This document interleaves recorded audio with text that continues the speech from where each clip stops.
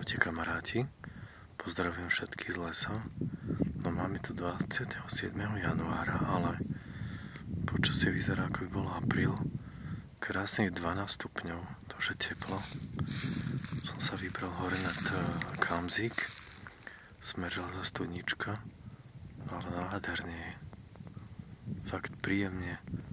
Vtáky vyšli tiež von, spievajú nám všade naokolo.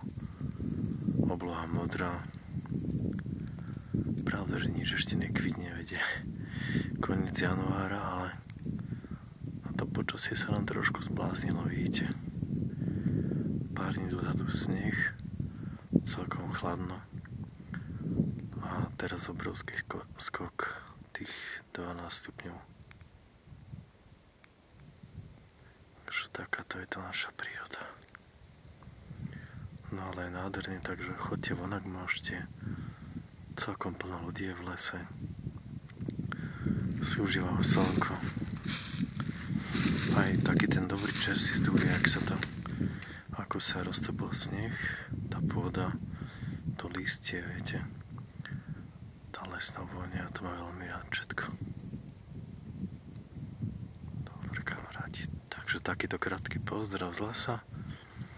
Verím, že máte nádherný deň. Užívajte si pohodičku. No a ďakujem za zliadnutie. Majte sa, čaute.